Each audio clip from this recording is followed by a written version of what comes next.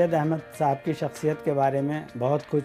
इन सालों में, तकरीबन 150 साल में कहा जा चुका है, लिखा जा चुका है। लेकिन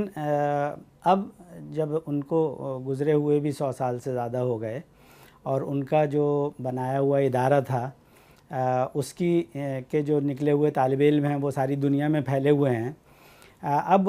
वो तालिब इल्म उनकी शख्सियत की अक्कासी करते हैं कि उनकी क्या शख्सियत थी, उनका क्या विज़न था, उनकी क्या सोच थी और वो अपने वक्त से कितने आगे के सोचने वाले थे कम्युनिटी के, कौम के और मुल्क के लिए। तो मैं समझता हूँ कि उनके बारे में, उनकी शख्सियत पर लिखा पढ़ा तो बहुत जा चुका है। अब वक्त इस बात के देखने का है कि उन्होंने जो कुछ किया था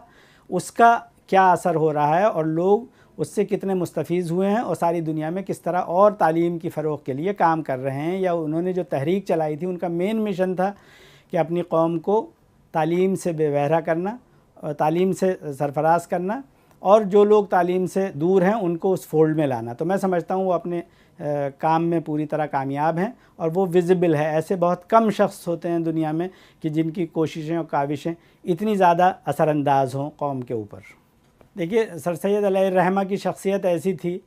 कि उनके लिए बेस्ट ट्रिब्यूट यही होगा कि उन्होंने जिस मिशन को चलाया था, जिस बात की सारी ज़िंदगी और ख़ासकर अपने आखिर के दिनों में कोशिश की थी कि मेरी कौम किसी भी तरीक़े से नई तालीम से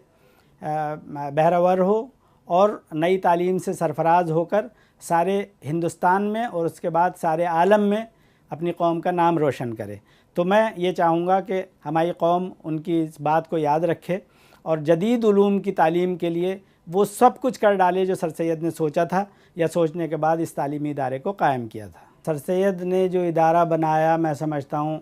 आज़ादी से पहले से उसको लोग, जब से वो यूनिवर्सिटी बनी और जब से उसके तालीम याफ्ता निकले हुए लोग अलग अलग पोजीशंस पर आए, तो दुनिया ने अलीगढ़ मुस्लिम यूनिवर्सिटी को और सर सैयद अलैहिर्रहमा जो उसके फाउंडर थे उनको बहुत हद तक जाना।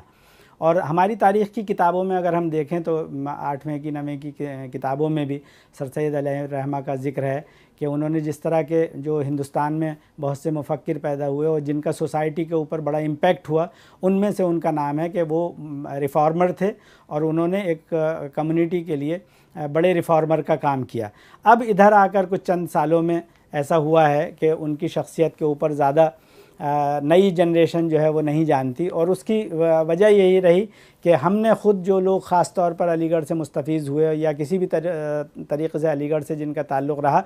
उन्होंने उस बात को ज़्यादा उजागर नहीं किया जितना करना चाहिए था। और उसका सही तरीक़ा यही था कि हम ज़्यादा से ज़्यादा इंस्टीट्यूशंस मुल्क के हर कोने में कायम करते, वहाँ के तालिब इल्म निकले हुए जिन्होंने उनके मिशन को अच्छी तरह जाना था, वो उसको और ज़्यादा बेहतर तौर पर पब्लिश करते, लोगों को बताते। और उसका बेहतरीन तरीक़ा यही था कि वो जहाँ भी जाते वो वहाँ कोई ना कोई स्कूल कायम करते और वहाँ बताते कि हम लोग उस तहरीक से मुतहर्रिक होकर ये काम कर रहे हैं और उस तहरीक ने हमें मुतहर्रिक किया है, जिसकी वजह से हम जहाँ के भी निकले हुए हैं, जिस बस्ती के, जिस गाँव के,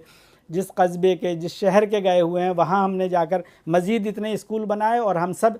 ऐसे शख्स की तहरीक से मुतहर्रिक थे जिनकी के ये काम थे और ये। तो उससे मैं समझता हूँ सर सैयद की शख्सियत भी वाज़ेह होगी और उनका मिशन भी नई जनरेशन को मालूम होगा और नए मिशन में नई जनरेशन भी उस मिशन में शामिल हो सकेगी। देखिए, बड़ी अच्छी कोशिश है। मैं समझता हूँ जिस तरह जो भी ऐसे लोग हैं मुफक्किर या फिलैंथ्रोपिस्ट या रिफॉर्मिस्ट कि जिनका मॉडर्न वर्ल्ड के लिए कोई बड़ा कंट्रीब्यूशन है, उनके ऊपर फ़िल्मी दुनिया को या जो लोग इस फील्ड में हैं उनको ज़रूर काम करना चाहिए, क्योंकि आजकल नए ज़माने में ये बेहतरीन ज़रिया है अपनी नई जनरेशन को उन लोगों से मुतारिफ़ कराने का या उनके काम से मुतारिफ़ कराने का और फिर उस काम को और आगे बढ़ाने का। तो मैं समझता हूँ डिटेल में ज़रूरत है कि सर सैयद अलैहिर्रहमा के ख़ास तौर पर जो उनके काम हैं उनको उजागर किया जाए और कोई ऐसी अच्छी फ़ीचर फ़िल्म बनाई जाए, क्योंकि एक पिक्चर अगर आप दें या फ़िल्म दें तो उसमें वो फ़िल्म देखकर